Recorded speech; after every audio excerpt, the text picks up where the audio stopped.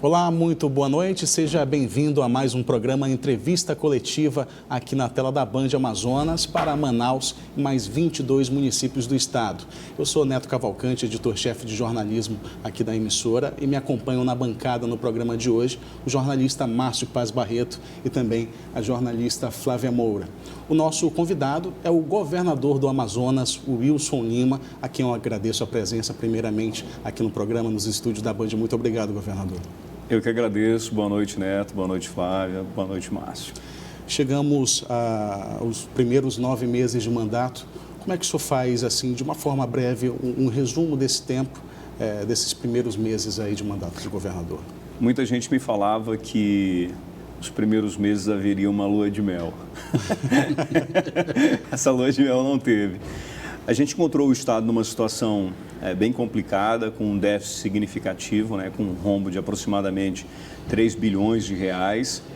E a gente enfrenta ainda uma dificuldade grande para encontrar um equilíbrio fiscal e, por outro lado, garantir o funcionamento de serviços essenciais, como saúde, educação, infraestrutura, segurança pública, e a gente tem trabalhado para fazer isso apesar das dificuldades. Logo no início do governo, nós montamos uma equipe muito qualificada, uma equipe técnica, para que a gente pudesse encontrar esses caminhos.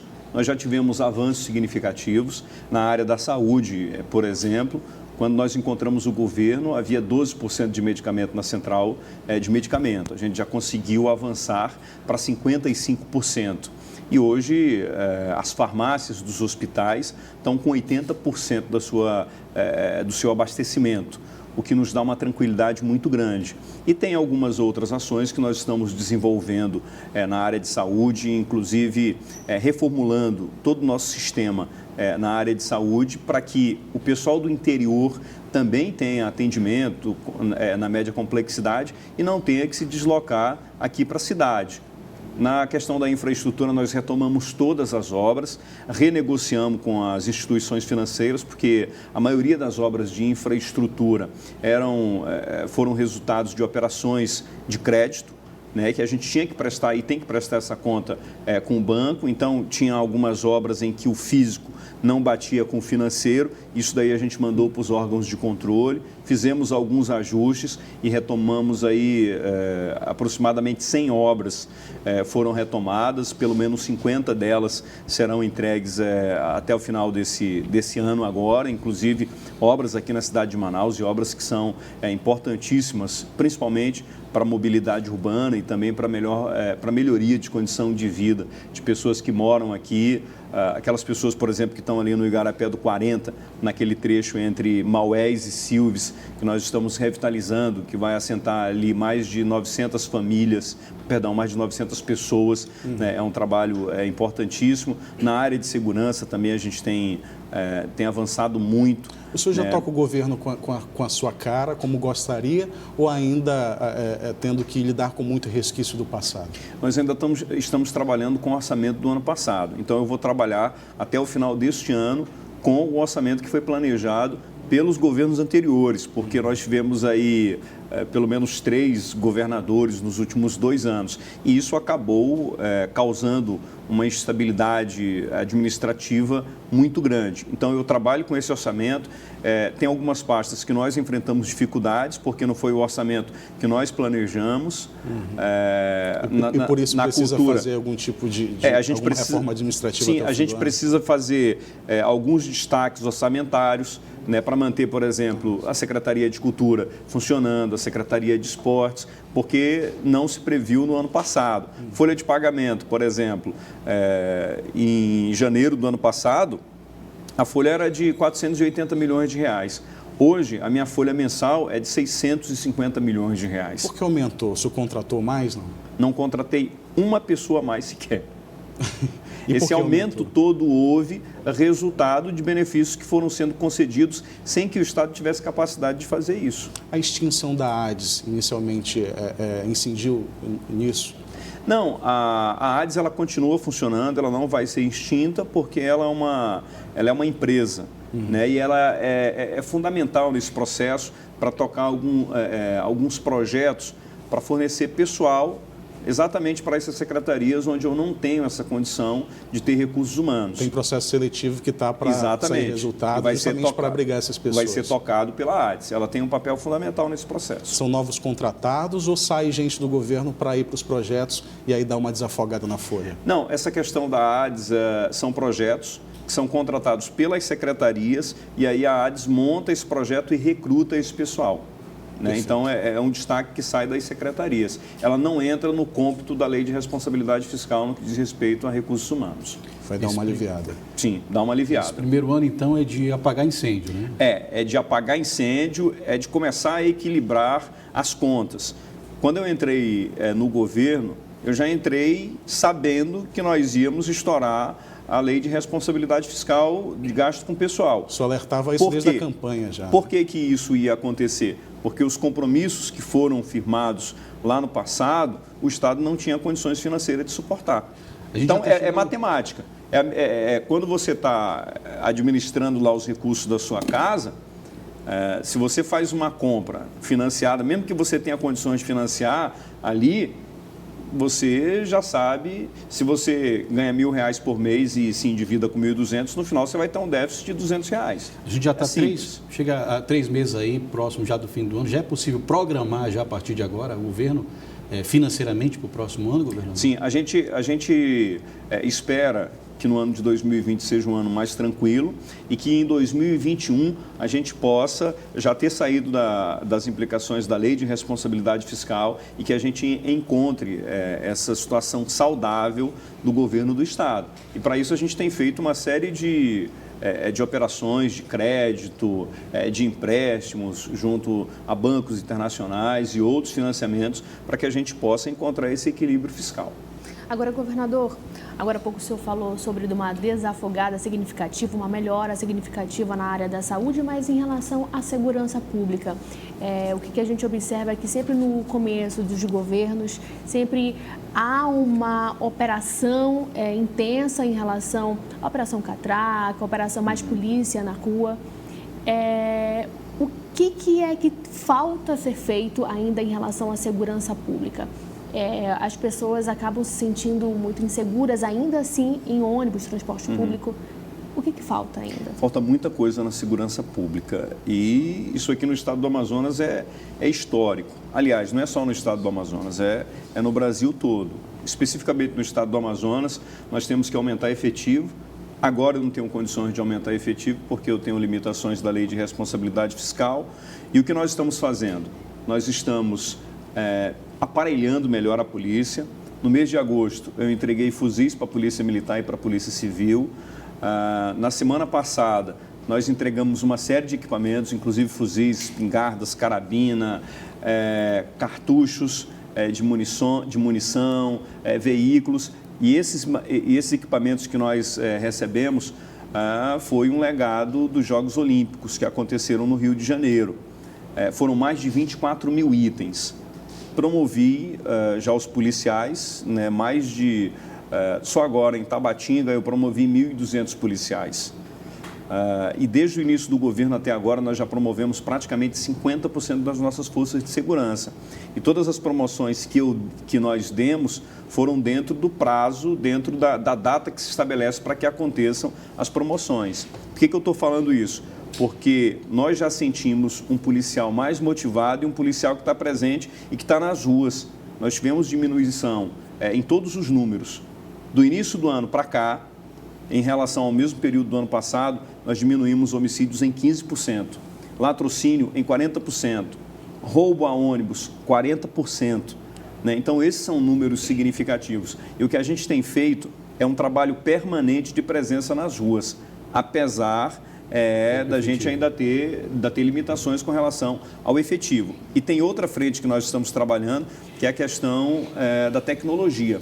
Né? E isso daí a gente demanda um pouco mais de tempo porque demanda investimento. Exatamente. Onde a Secretaria de Segurança Pública divulga, por exemplo, o número onde o índice diminuiu de assaltos, roubos em transporte público, enfim, em determinados bairros, mas do outro lado vem a população e diz que eles não estão sentindo isso exatamente na pele. Agora, a gente pergunta por quê. Como é que o que tem que ser feito? Aproveitando esse gancho da Flávia, é possível confiar nessa estatística, governador? Já que, tipo, Sim, muitas pessoas, a população, muitas vezes se sente até desacreditada quando vai fazer um boletim de ocorrência, porque eu sei que a estatística é baseada em cima de boletins, mas muitas vezes as pessoas, não vou mais fazer ocorrência porque não dá em nada, enfim. É possível confiar nesses números? Sim, claro. Que a gente pode melhorar nesses números para que realmente a população se sinta segura? Os números que a gente tem são os números das ocorrências que a gente acompanha. Por exemplo, número de homicídios são baseados nas entradas que tem lá no Instituto Médico Legal. E eu não tenho outra fonte para poder pegar esses números que não a do Instituto Médico Legal, que registra lá mortes violentas, né? E é baseado nisso que a gente apresenta esses números de redução. Agora, por exemplo, quem foi vítima de uma violência, quem perdeu um parente num tiroteio ou coisa parecida, naturalmente que essa pessoa vai levar isso para o resto da vida, né? E isso é lamentável. E o que a gente está trabalhando é para fazer com que essa violência diminua, para que mais pessoas não sejam vítimas dessa violência. Em relação ao ano passado, nós reduzimos significativamente os nossos números e eles estão à disposição para quem quiser conferir. Para quem quiser conferir, os nossos números estão aí. Agora, segurança pública não se faz somente com trabalho de repressão. Nós estamos também atacando outras áreas, como a questão da educação, da inclusão, da cultura, principalmente no interior, na região de fronteira que eu tive agora recentemente, lá no Alto Solimões, ali em Tabatinga, São Paulo de Olivença, Atalaia, Benjamin Constant, onde nós inauguramos uma escola de tempo integral, que é o maior complexo educacional do Alto Solimões, com piscina semiolímpica, com quadra para futsal, futebol de campo, laboratório de informática, biblioteca, e é um espaço muito moderno. Então, quando você oportuniza o jovem dessa maneira, você também está ajudando a combater a violência, né? Isso daí também é um instrumento muito forte para manter a molecada aí longe das drogas. Quando eu estive lá em Benjamin Constant e entreguei aquele complexo, você via o alívio nas pessoas, nos pais principalmente, tendo a certeza de que a criança iria entrar de manhã na escola e sair à tarde, e sair no final do dia, e aí era a garantia de que essa criança vai estar segura. Da mesma forma que nós implantamos agora um projeto lá em Iranduba, né, com a participação de policiais nas escolas. Na escola de tempo integral lá do município de Iranduba, lá a escola apresentava o maior índice de violência, né, inclusive de tráfico de drogas dentro da escola e de crianças que consumiam droga. Um mês depois, isso daí praticamente tinha zerado com a participação da polícia. Então, são ações como essa que nós estamos tomando que está ajudando a combater a questão da violência. A segurança próxima da população surte efeito, né, governador? Sim. E eu lembro que... E a população gosta de ter eu lembro que o senhor era um grande defensor, assim como eu também, de um projeto chamado Ronda no Bairro, que trazia isso para a população. Esse projeto, não com o mesmo nome, mas um projeto similar, uma das ideias do governo? O que nós estamos vou pedir para o governador responder essa pergunta sobre um projeto similar ao Ronda no Bairro daqui a pouco, logo após o intervalo.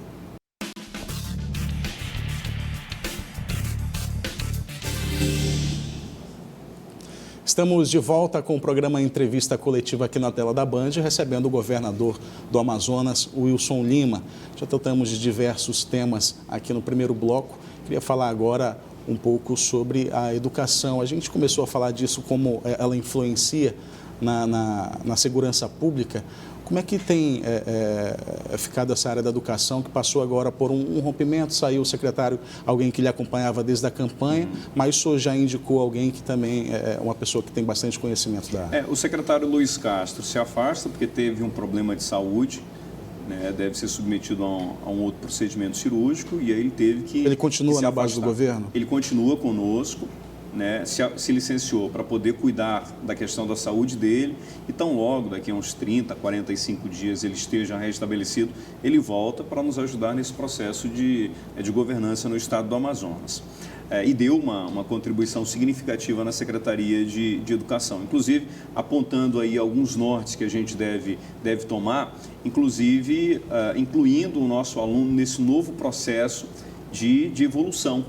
Nós estamos trabalhando agora para incluir a questão da robótica nas séries iniciais do estado do Amazonas. Recentemente lançamos uma plataforma onde o aluno tem uma espécie de biblioteca virtual à disposição dele.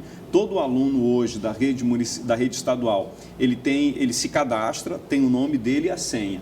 Então ele entra ali nessa plataforma e aí ele pode ter uma complementação na aula de história dele, na aula de matemática, aula de qualquer disciplina e qualquer computador, no celular mesmo. Ele pode fazer isso e, inclusive, tem alguns cursos preparatórios para Enem, enfim, tem uma série de possibilidades. Então, a gente está trabalhando muito nessa linha.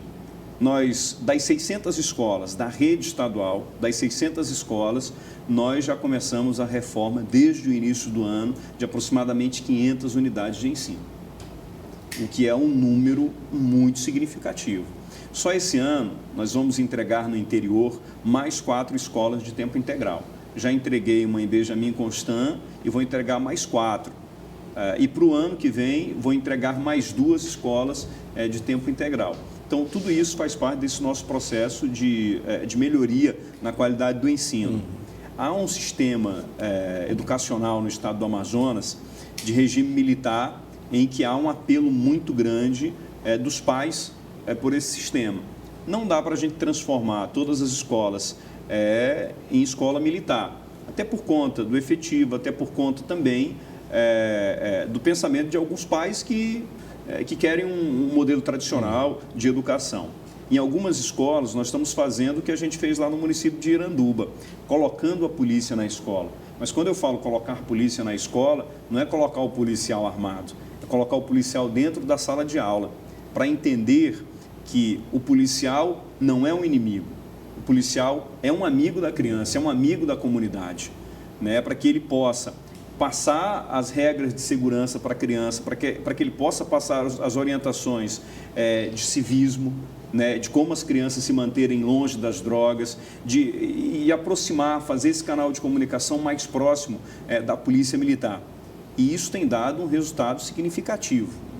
Inclusive os pais lá em Iranduba, onde a gente implantou esse projeto piloto, estão assim agradecidos e tem um monte de escola já pedindo para que a gente entre lá com esse nosso projeto. Governador, seu vice, o vice-governador, participa ou não das eleições municipais? Bom, essa pergunta tem que ser feita primeiro a ele, né?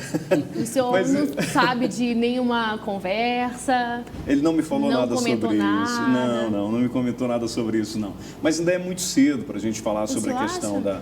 Eu tenho certeza. A eleição só acontece ano que vem. Mas agora já estão sendo, já está rolando algumas conversas. São 4 meses. Quanto antes, melhor. Não, mas só acontece... As eleições só serão em outubro do ano que vem. Então, nós temos aí mais de um ano das eleições. E a gente está preocupado muito em resolver esses problemas do Estado, A gente está muito focado nessas situações. Sobre aquele tema que eu falei sobre o projeto Ronda no Bairro, que era bastante elogiado junto à população e também pela maioria dos comunicadores, enfim. Existe algum planejamento do governo para se voltar a ter esse policial mais próximo da comunidade, mais próximo do comerciante, governador? Bom, nós temos feito isso, A determinação que eu dei ao secretário de Segurança Pública é que a polícia esteja presente, que ela esteja entrando nos ônibus, naqueles em que há uma maior incidência de roubos. Tanto que foi assim que a gente conseguiu reduzir o número de assaltos nos ônibus. E estamos conversando com vários segmentos da sociedade, inclusive... você falou da questão do ônibus, do transporte coletivo, tem também os ônibus que fazem rota para o Distrito Industrial. Nós estamos agora caminhando numa parceria com o Distrito Industrial para montar uma delegacia de roubos a ônibus, para poder combater essa situação. E o que eu defendo muito, Márcio, eu acho que é importante os programas, você tem ali um nome e tal, mas o que eu acho importante é fazer algo que possa ser perene, algo que possa ser permanente, algo que possa ficar funcionando permanentemente. Não adianta eu criar um programa para durar 1 ano ou 2 anos. Eu não estou criando plano de governo, estou criando plano de Estado. O plano que nós estamos fazendo é um plano de Estado. E tem coisas que nós estamos fazendo que não vai ter como você retroagir.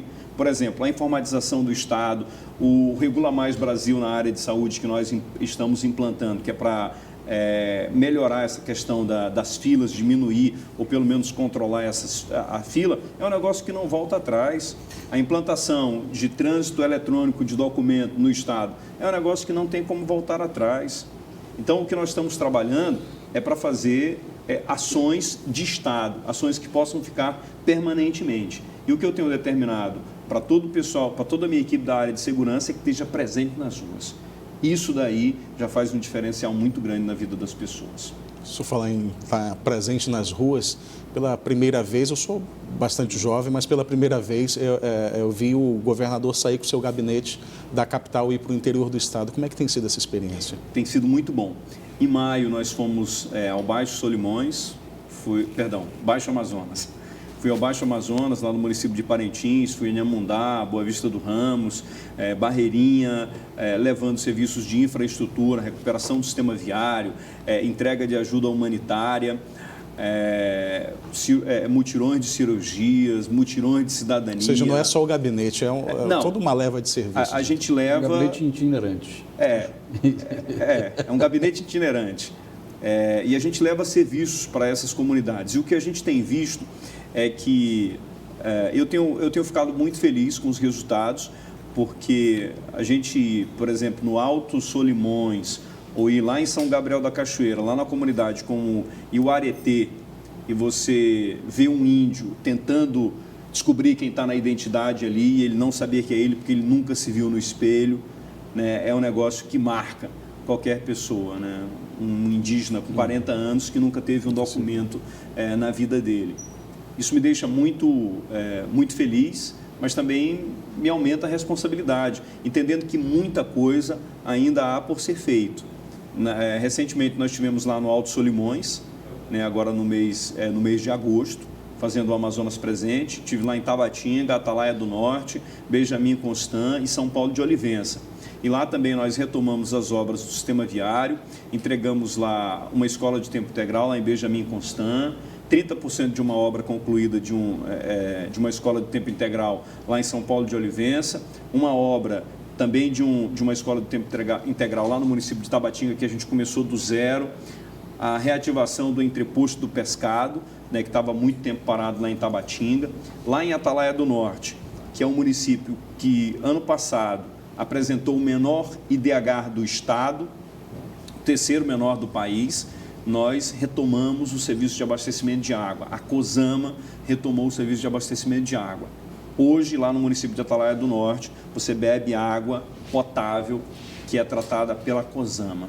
E nos próximos 3 meses, nós vamos resolver o problema de distribuição de água lá no município. E isso é de suma importância, porque no momento em que você está investindo em saneamento básico, em água potável, você está investindo na prevenção, você também está investindo na área de saúde. 2 regiões visitadas com vários municípios beneficiados. Existe um cronograma para cobrir todo o estado com essas ações? Sim, a gente deve cobrir...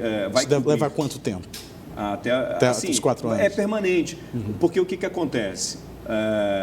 Tudo ficou muito concentrado aqui na capital. E a pessoa que sai do interior e vem para a capital é porque ela é obrigada a fazer isso, porque ela está procurando um atendimento na área de saúde. Lá em Atalaia do Norte, com os recursos que nós estamos mandando do FTI para a área de saúde, foi possível reformar o hospital lá. E desde o início do ano, que não era possível as grávidas darem à luz lá no hospital. Agora já é possível porque o hospital foi reformado, nós entregamos lá o hospital reformado. Daqui a 15, 20 dias, vão começar a fazer pequenas cirurgias. Antes, tinha que se deslocar de Atalaia para Benjamin ou para Tabatinga. Então, o que nós estamos fazendo é dividindo riquezas. E a gente só divide riquezas no momento em que a gente leva serviço essencial para o cidadão. Quem está no interior não quer sair lá do seu interior, porque lá ele construiu o seu círculo familiar, o círculo social, lá ele tem o peixe que ele pesca, ele tem uma atividade de subsistência lá, resultado da agricultura, mas aí ele precisa de energia elétrica, precisa de comunicação, precisa de saúde, precisa de educação para os filhos, e é isso que a gente está fazendo. Governador, a gente está encerrando o nosso tempo. Uma última pergunta. Agradecer ao Márcio, agradecer à Flávia. Junto da pergunta do Márcio, eu queria deixar também um questionamento sobre a questão das queimadas. O governo foi pertinente ainda no início de agosto, decretou a situação de emergência e depois veio a imagem do caos, né, do que parecia ser o caos. O quanto disso a gente pode tirar de positivo disso tudo que ocorreu para falar da Amazônia? Sim. Complementando com a pergunta do Márcio. Em meio a esse trabalho de apagar fogo, governador, como é que andam as finanças do governo, os cofres, se o servidor pode ficar tranquilo em relação ao 13º, a previsão para 2020? Muito importante sua pergunta, viu, Márcio? A gente está trabalhando para encontrar esse equilíbrio fiscal, levando em consideração o rombo que a gente tem aí de 3 bilhões de reais. Mas o servidor pode ficar tranquilo que nós vamos pagar, sim, o 13º. O governo do Estado vai fazer aqui a manobra que tem que ser feita, naturalmente, dentro da legalidade, para poder pagar o servidor público. E nós estamos tomando algumas medidas, são medidas duras, mas necessárias, para poder honrar com o servidor público e também fazer as entregas de serviços essenciais, como saúde, educação, infraestrutura, saneamento básico, enfim. A gente tem feito isso, tem feito o dever de casa. Com relação às queimadas, é importante a gente fazer uma diferenciação. Houve uma espetacularização de tudo isso, né? Colocar uma lupa, né? Por outro lado, nós temos um problema, que é a questão das queimadas, que aumentou, mas isso não é de hoje, faz parte de uma série histórica e de uma demanda represada por áreas, né? Quem estava ali no Mato Grosso, produtores de Rondônia que precisavam de mais áreas, acabaram também vindo para cá, para o Amazonas. Mas o que a gente tira de lição disso? Que a gente não pode cometer os mesmos erros que foram cometidos no passado. Sabe por que a gente tem dificuldade de autuar uma pessoa, ou por que o desmatamento acontece? Não é só por conta da falta de fiscalização, mas é por falta de mecanismos que possam dar condições de legalidade para quem quer produzir na Amazônia. Regularização fundiária é fundamental, dizer a quem pertence a terra, é do Estado, é da União, é do município, é do privado, como é que tu faz para regularizar a terra, principalmente nos assentamentos do INCRA. Zoneamento econômico ecológico, que é um estudo importante para definir quais as áreas de interesse econômico, quais as áreas de preservação, isso precisa estar bem definido, não só no Amazonas, mas também da Amazônia, e criar esses instrumentos para que a gente possa fazer com que esse lastro ambiental seja revertido em forma de benefício para a nossa população. Não tem como você preservar a floresta se não preservar o nosso povo. Não se preserva a floresta com fome e com pobreza. Vereador, muito obrigado pela presença aqui no Entrevista Coletiva. Nosso programa fica por aqui. Fique agora com o Canal Livre aqui na Band.